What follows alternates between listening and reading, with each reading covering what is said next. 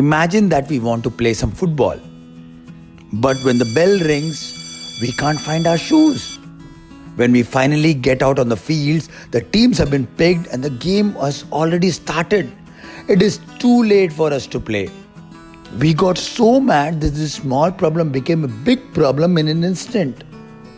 When we lose control of emotions like this, we can call it as flipping our lid.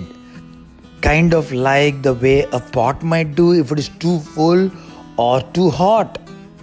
A little while later, when we have cooled down, we feel sad that when we realize that we had such a big reaction to such a little problem, we could have actually hurt someone's feelings. What if I told you this happens to everyone? Your parents, friends, teachers, and everyone else you know can flip their lid and lose control of their emotions. Sometimes we all need to work on managing our feelings. Have you ever wondered why we have such a hard time keeping our emotions under control? It can be really tough being a kid these days. There is just so much going on every day at home, at school, even after school. Sometimes it is hard to keep a lid on things and react in ways that are not kind or caring. Even though we don't mean to be hurtful. There are so many situations that we encounter every day that can cause our emotions to bubble up. Maybe you felt upset or frustrated when you were working on a problem or activity at school and just can't seem to get it right. Maybe something unexpected or embarrassing happened to you in front of your friends. Maybe you had something important to say and you didn't get a chance to tell it to your teacher.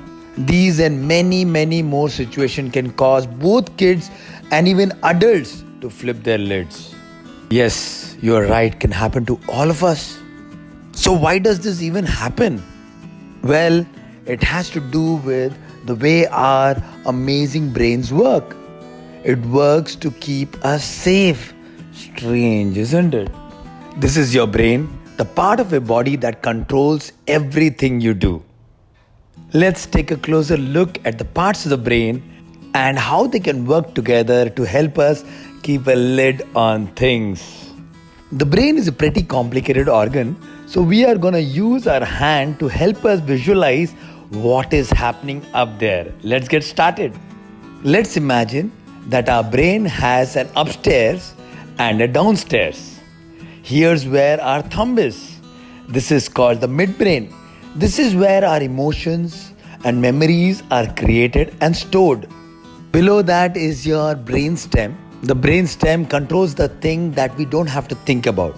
For example, breathing. Do we really think about breathing? No. Do we think about when our heart is beating? Is it really beating? Do we really think about it? Do we think, come on, keep beating, come on, keep beating? Do we do that?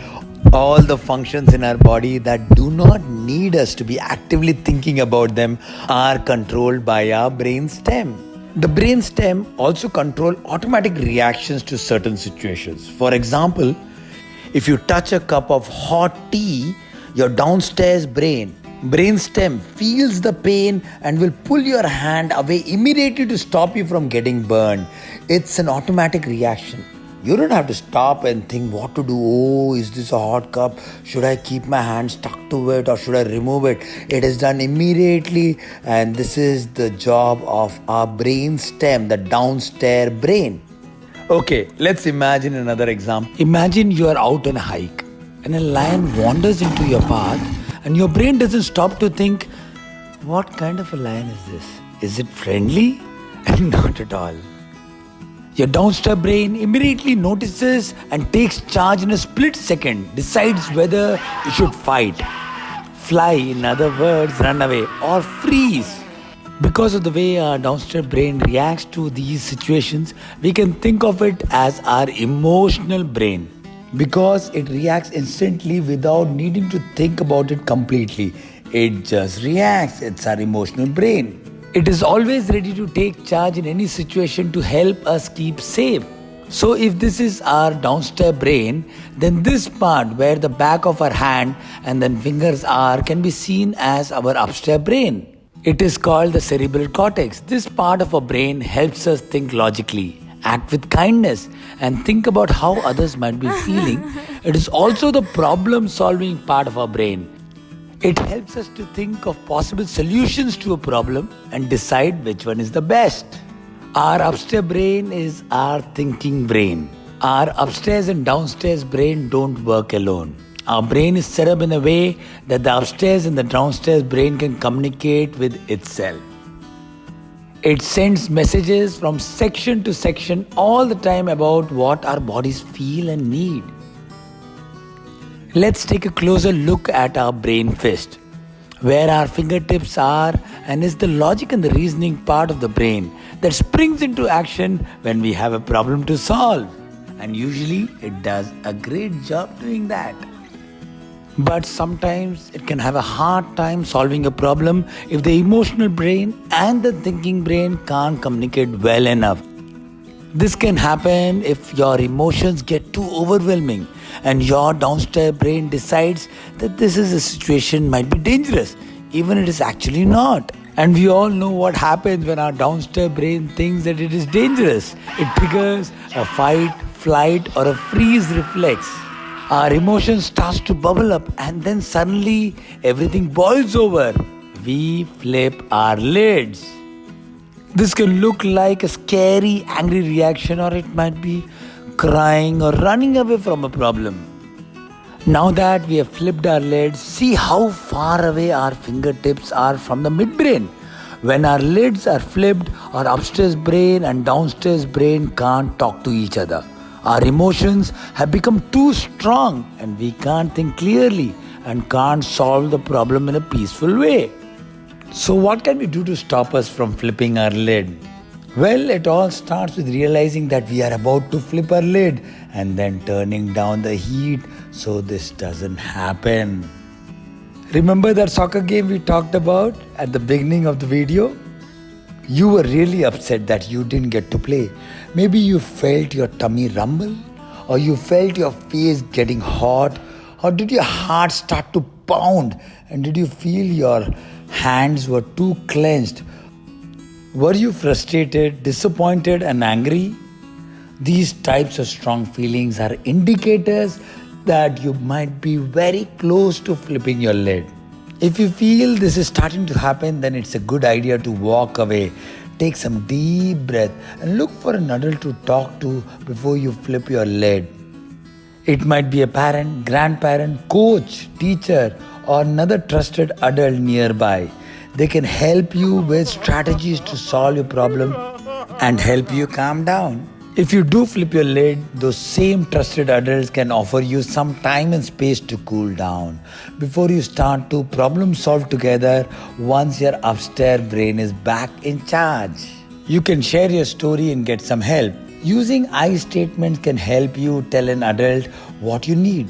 I need a hug. I need you to listen to what I have to say.